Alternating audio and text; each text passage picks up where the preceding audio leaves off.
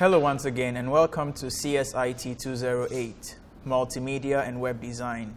This is our fourth session, Planning a Successful Website. In this session, you will discover the important facets of the website development process. You'll be able to define a website's goals, objectives, and purpose. You'll be able to identify the target audience for your website and determine the site's general content, and then also specify the structure of the website.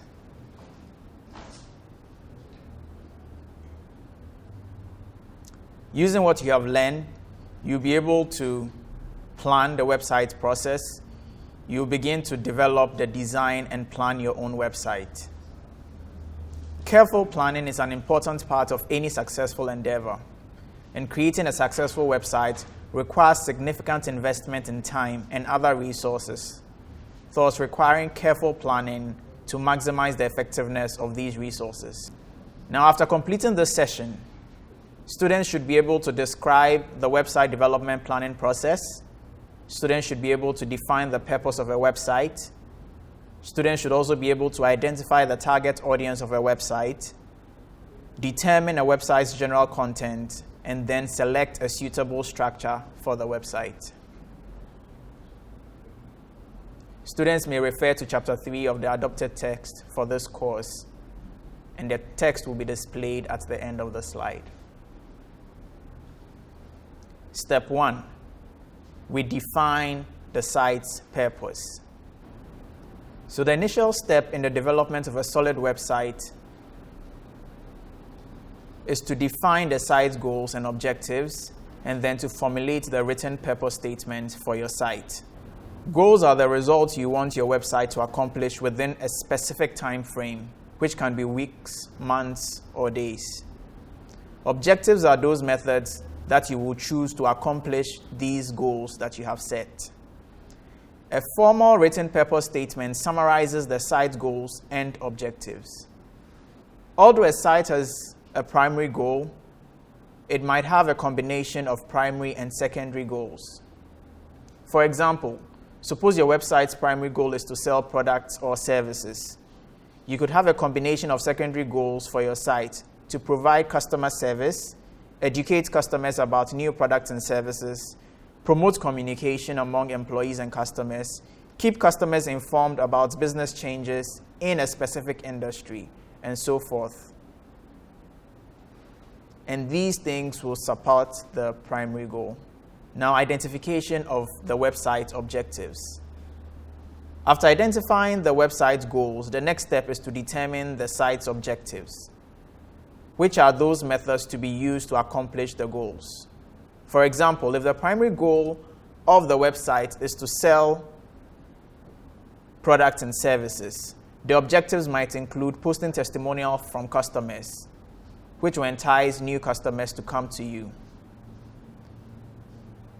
Or a service offering, a 20% discount for customers who purchase products and services within a particular time frame.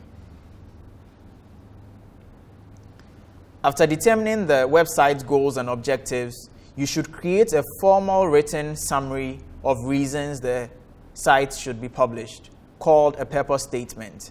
A purpose statement explains the website's overall goals and the specific objectives designed to achieve these goals. A well-written purpose statement synthesizes into few words the reason or reasons you are publishing your site. Formulating a well-written purpose statement requires clearer understanding of the site's goals and objectives. Step 2. This is done after you have identified the goals and objectives of the website. We go on to identify the target audience for our website. As mentioned, the second step in the website design plan is to identify the target audience. Who are you targeting?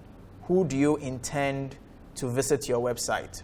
Although anyone around the world who has internet and web access can potentially visit your website, you must identify the specific group of people you want to call your target audience to provide the most value.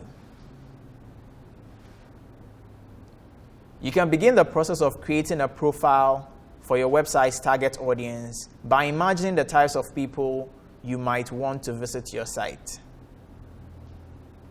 However, developing a formal target audience generally requires research to determine both demographic, psychographic characteristics of potential site visitors. So for the demographic characteristics, these include the gender, the age, the group, the educational level, income, location, and other characteristics that define who your website's visitors are.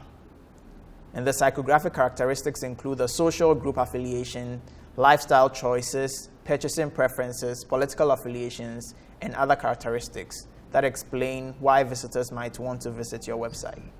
A successful website satisfies its target audience wants and needs by providing useful information and also meets its target audience expectation for an attractive and interesting site. For example, a business-to-company site does not offer the products or services that the visitors want to purchase if the organization of page elements is confusing, or if checkout process is too complex. Visitors will take their business elsewhere on the web. So you need to be able to plan to keep your visitors on your page. After identifying the target audience, you should find answers to questions similar to the following to determine your target audience wants, needs, and expectation in a process called needs assessment. Step 3, determine the site's general content. You need to be able to decide which content goes onto your website, and this step is going to show you how to come about that content. First of all, your website's general content likely will include multiple web pages presenting a combination of text, images, audio, video, animation, and other multimedia elements. This section provides an overview of 3 types of web pages: the home page, the underlying pages, and then the splash or entry page. Additionally, we introduce different kinds of web content that might appear on these pages.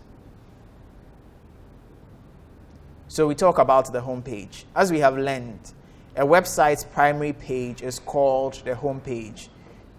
Generally, a home page is often the first web page visitors see and should indicate clearly who owns or publishes the site, what visitors expect to find at the site, and where specific information or site features are located.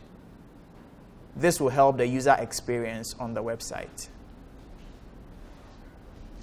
In designing a home page, you should include the following elements, and I'll call them the 3 W's: the who, the what, and the where.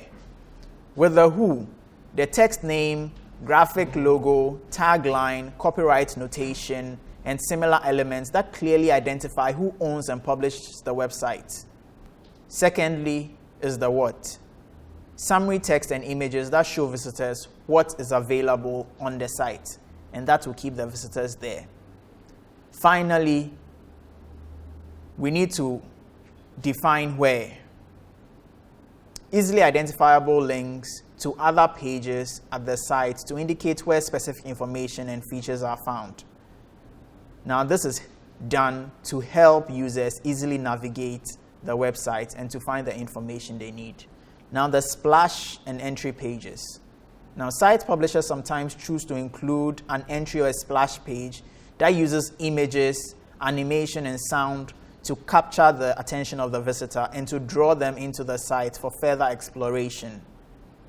Visitors generally click a link on the splash page to move to the home page, or in some instances, wait until the home page automatically appears. Some large corporations use a corporate entry page that combines limited information and links with eye-catching images and animation to direct visitors to the home page and subsidiary sites. Now, there's a warning here. Many visitors seriously dislike dealing with splash pages. always remember that you're designing a website to meet the needs and expectation of your target audience and not your own.